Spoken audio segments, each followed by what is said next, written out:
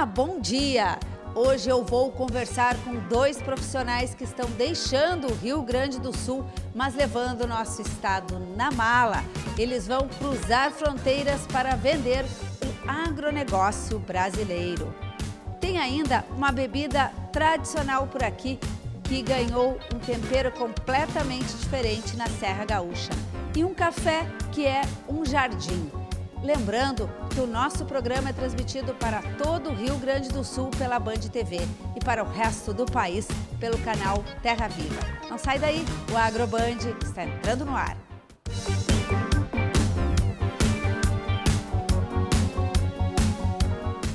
O clima é fator determinante para a atividade agrícola. Interfere no tamanho da safra e nos números do PIB.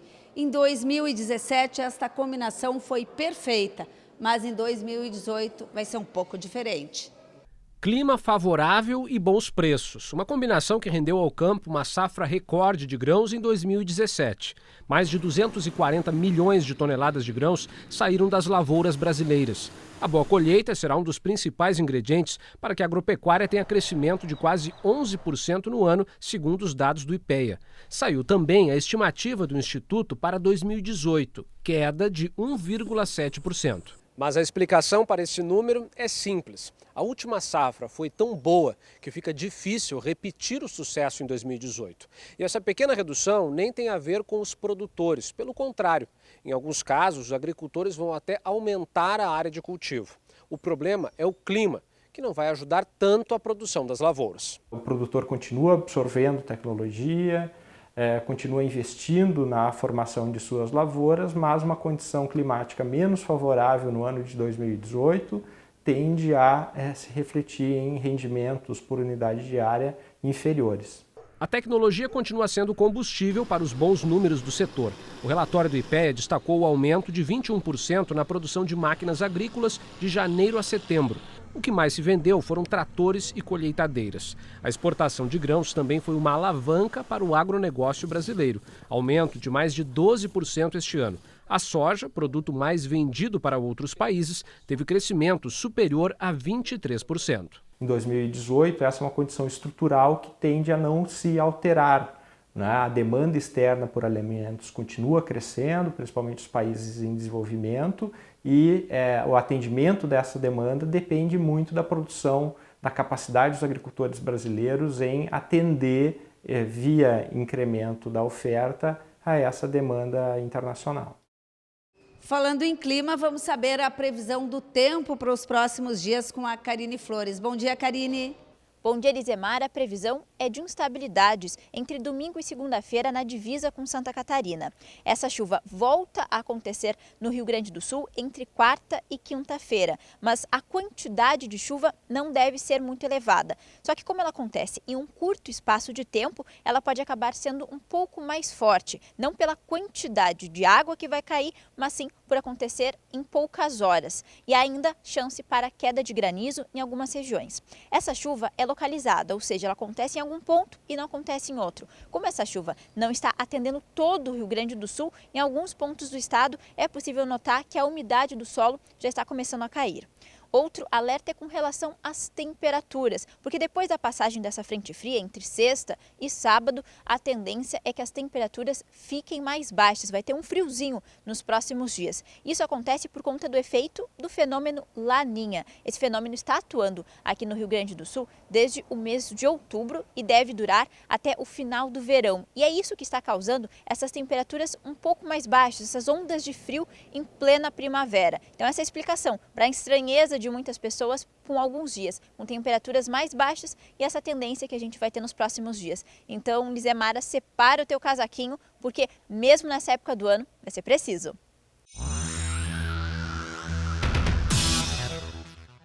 Eu converso agora com dois adidos agrícolas que vão vender o agronegócio pelo mundo. A Priscila Moser, que vai para a Argentina. Ela que é uma gaulista, nasceu em São Paulo, mas vive no Rio Grande do Sul.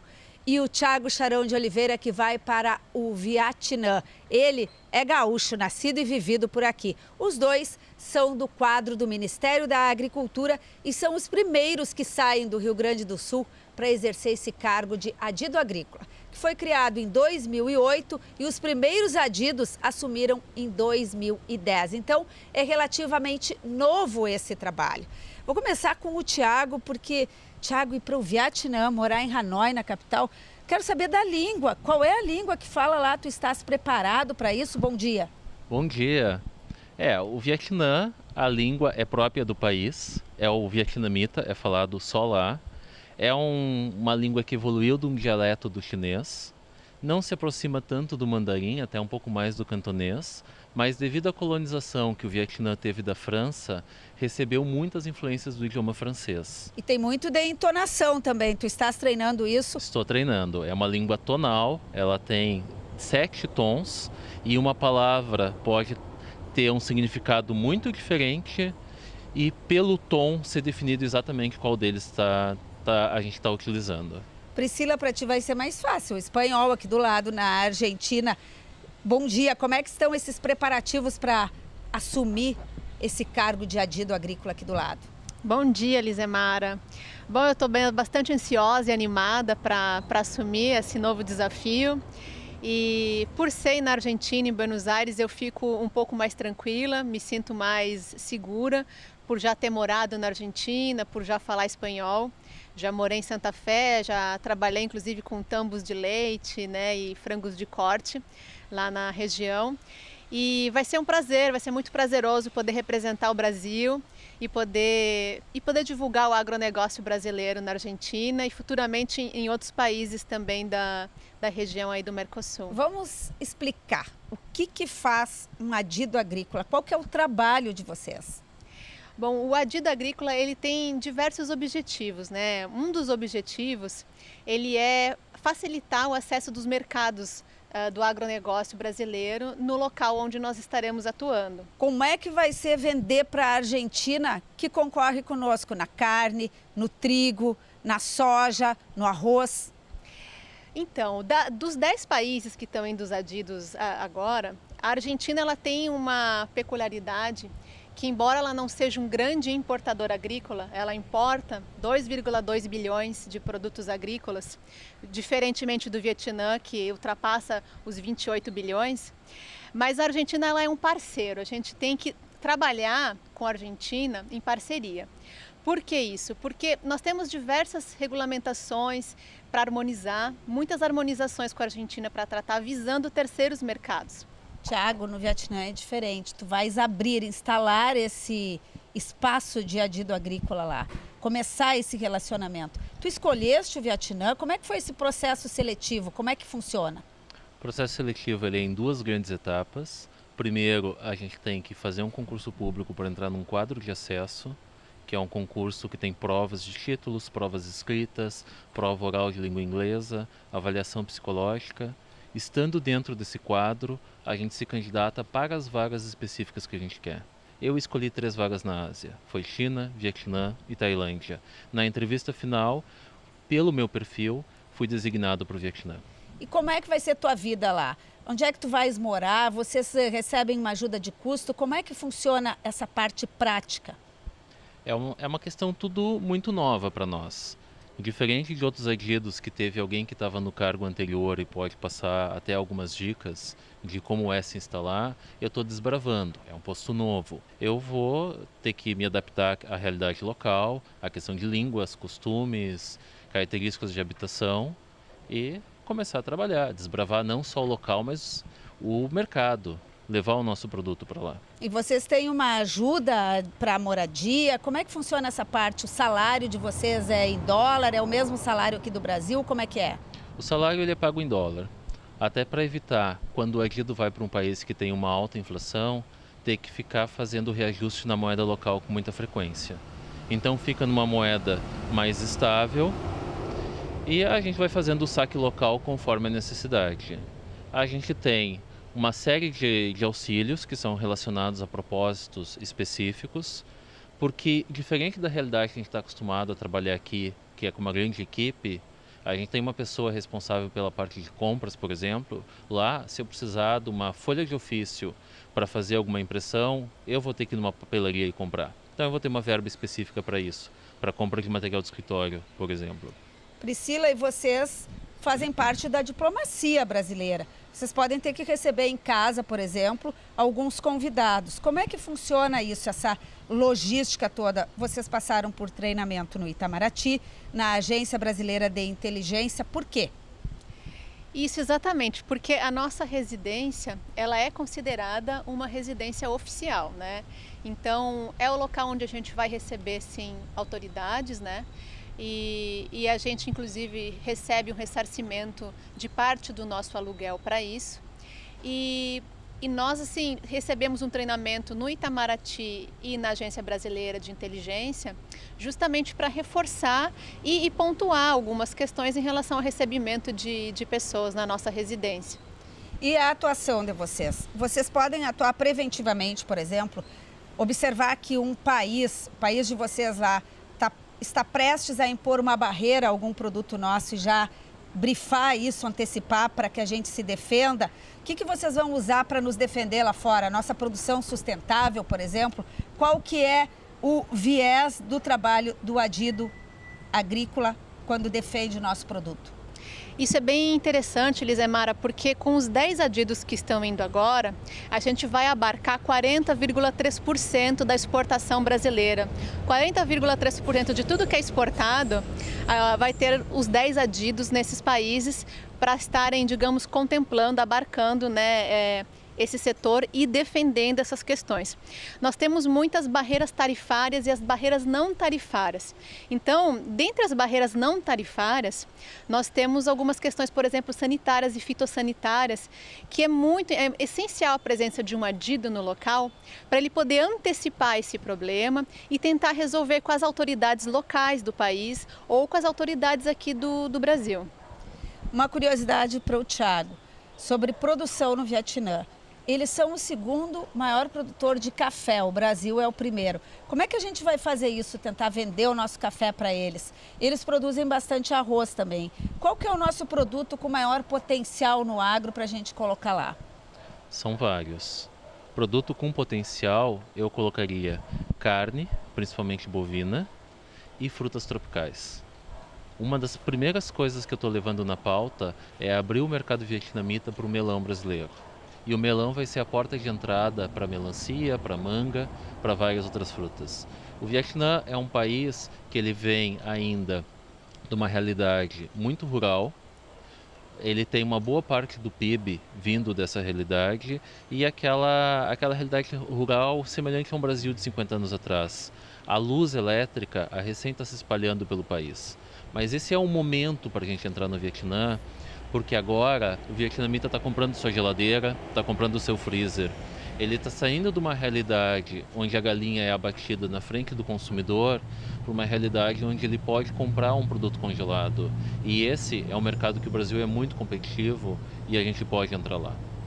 Em relação a um produto importante hoje que a gente manda para lá, que é o milho, a gente pode aumentar essa exportação? Com certeza. Eles usam para ração.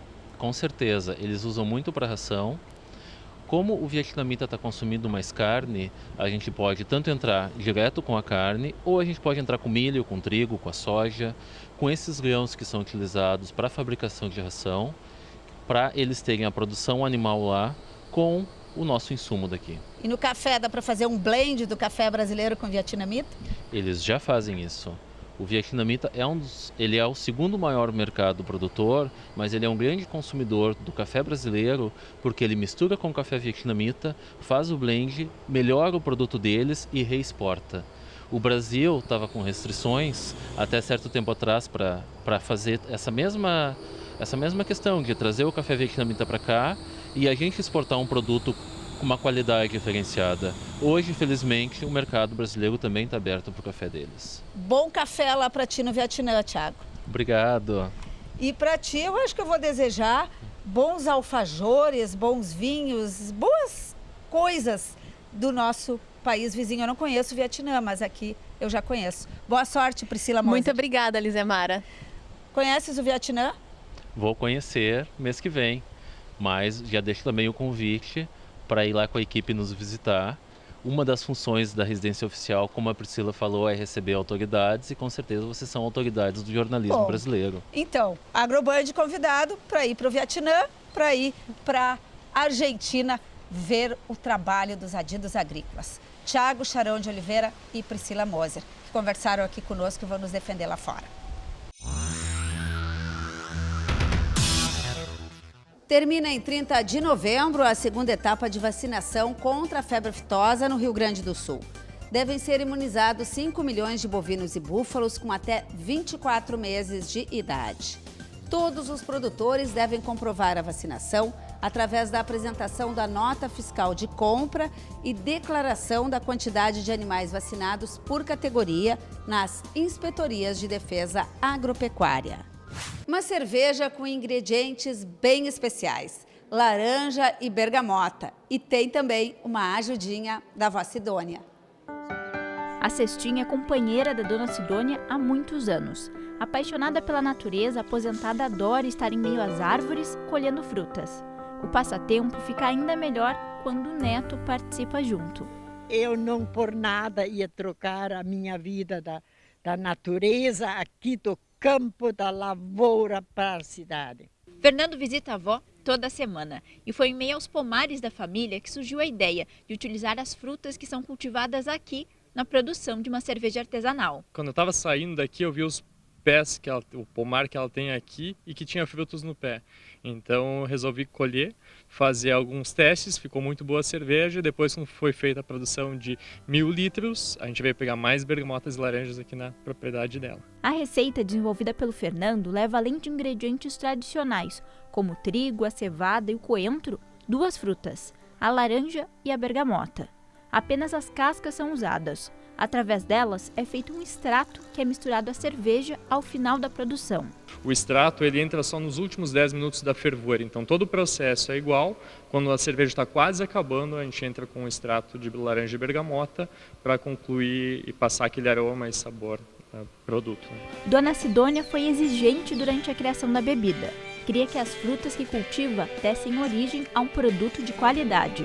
Eu falei para ele que, olha, eu colaboro, o que posso fazer, eu faço, mas eu exijo uma coisa gostosa e saudável. Depois que a bebida agradou ao paladar, era preciso pensar em um rótulo. Fernando não teve dúvidas, escolheu uma imagem que você certamente irá reconhecer. A Dona Sidônia com a cestinha cheia de frutas. O que a senhora achou quando viu pela primeira vez a garrafa? Cruz, eu sorria. Eu pensei eu ser garota propaganda aos 80 anos. Uma bebida que mistura tradição e sentimento. Uma homenagem do neto à avó. Ela cuidou a gente desde criança, a gente tem um afeto muito grande, está toda semana aqui, então assim, ela faz a comidinha da vovó toda semana, então assim, de alguma forma poder retribuir isso aí, eu me sinto muito feliz e eu vejo assim, toda a equipe da cervejaria também ela apresenta essa cerveja com mais orgulho, justamente por ter uma história atrás dela. Os netos são a vida da gente. E se estou continuando bem, eu espero ainda estar muito tempo com eles e eles vêm comigo. Bom, a gente vai continuar falando da cerveja da Vó Sidônia com a Fabiane Cristina Haug, ela que é gerente comercial da cervejaria Edelbrau. Vou começar perguntando sobre essa história da casca da bergamota, Fabiane. É só a casca ou vai a polpa, o gominho da bergamota também? Bom dia. Bom dia. Não, na realidade vai realmente só a casca. Na realidade é um extrato que a gente faz a partir da casca de laranja, bergamota e o coentro. E é isso que vai na nossa cerveja Witbier. A casca de bergamota é o nosso ingrediente especial. Tem um ditado que diz que não dá para comer bergamota escondido porque fica o cheiro na mão. Fica o aroma bem forte também na cerveja da bergamota? Na cerveja Witbier ela fica um aroma mais leve, porque na verdade vai a casca da bergamota, da laranja e do coentro, para dar aquele gostinho cítrico, né? É um aroma que quando tu consome a cerveja, tu vai sentir um cheirinho e vai sentir o gosto também, mas não tão forte quanto quando tu descasca a bergamota e come a bergamota do pé. Ela tem um sabor mais equilibrado. Então, o aroma, o gostinho dela fica um pouquinho menos, mas tu percebe claramente que tem ali a casquinha da bergamota, da laranja. Vocês têm uma linha de cervejas. Mas o pessoal já chega agora pedindo a cerveja da avó, vocês já observam isso? Sim, com certeza. Nos eventos que a gente participa, diversos e-mails a gente já recebeu e as pessoas procuram a cerveja da avó. Então, a avó Sidônia está sendo uma ótima garota propaganda. O rótulo está incrível, as pessoas criaram um carisma muito grande, um carinho muito grande por essa cerveja. E, além da questão do rótulo, das pessoas pedirem a cerveja da avó, ela é uma cerveja muito leve, refrescante, focada para o verão e está tendo uma aceitação incrível. Tá muito legal. Aceitação. O produto está só aqui no Rio Grande do Sul ou já está em outros estados também? Hoje o nosso foco de venda é o Rio Grande do Sul, mas temos representantes também, distribuidores, em São Paulo e no interior de São Paulo e na Bahia. E aqui na região metropolitana, Serra Gaúcha, em todos os locais vocês já encontram os rótulos, os nossos outros rótulos de cerveja e também a nossa Witbier, que é o lançamento. Na loja, lá na cervejaria, que fica na rota ali de Nova Petrópolis para Gramado, o pessoal chega, prova e já pode levar, ou vocês mandam depois, eles fazem encomenda? Como é que funciona? Não, já tem a pronta entrega, as pessoas chegam lá, inclusive elas podem visitar, nós temos a visitação para a fábrica, então as pessoas podem entender um pouquinho do processo da cerveja, nós temos lá as meninas que recebem o pessoal, apresentam a fábrica, a forma de produção da cerveja. Que importante que eles façam essa visitação na fábrica. A gente vê muito isso em outros países, com outras bebidas, com alguns alimentos. Então, aqui tem a possibilidade de conhecer algo típico do Rio Grande do Sul e já levar o produto também. O Ministério da Agricultura que regula o registro dessas cervejarias. E só no primeiro semestre deste ano, 91 novas cervejarias artesanais foram registradas. O país já tem 610. Este, então, é um segmento que não está em crise, Fabiane. Não, realmente é um segmento que não tem crise. Pelo fato de nós estarmos trazendo, nós e todas as demais cervejas artesanais, está trazendo ao público experiências diferentes, as pessoas acabam aquecendo esse mercado porque sempre existe essa procura por algo diferente. Então, a cerveja artesanal, podemos dizer com certeza, para nós, Cervejaria Eder Braun, que não passamos por nenhuma crise.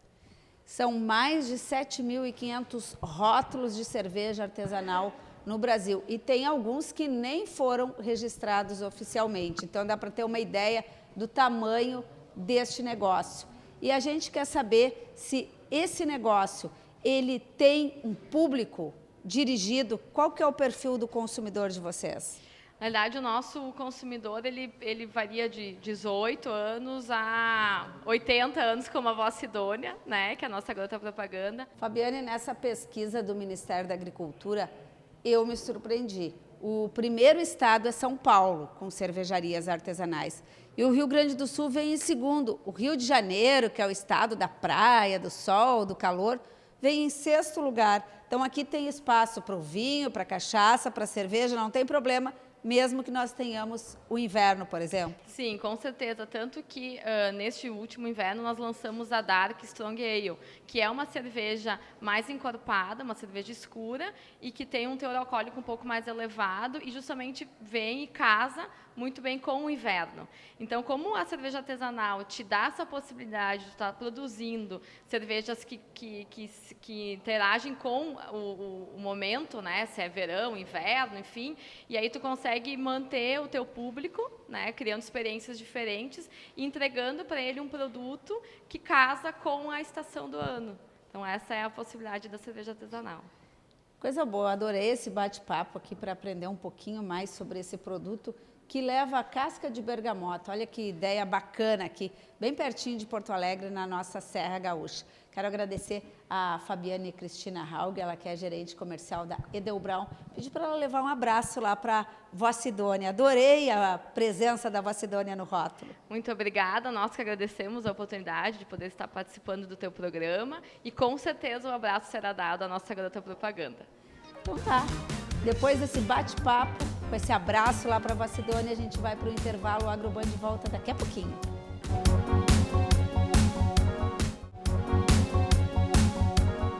E agora uma dica de passeio na capital dos gaúchos, um café jardim.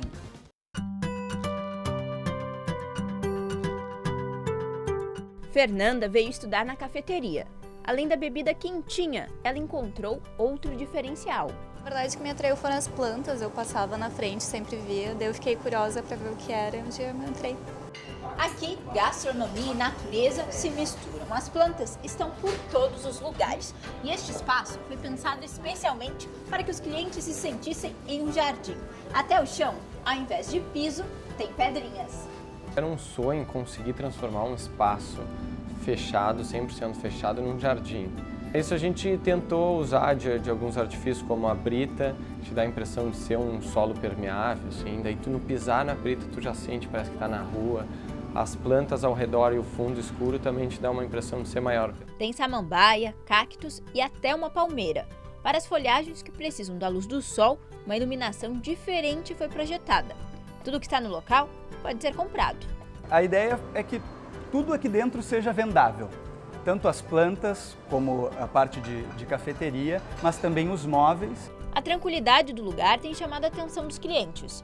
Esse grupo veio para relaxar depois de fazer uma prova na universidade. A gente buscou tomar um café, desopilar da energia negativa meio da prova. A ideia dos proprietários é que, além de aproveitar a cafeteria e se sentirem em um ambiente ao ar livre, os frequentadores se inspirem a colocar mais verde em suas residências. Eu aprendi uma vez com um paisagista que não existe planta feia, existe planta no lugar errado.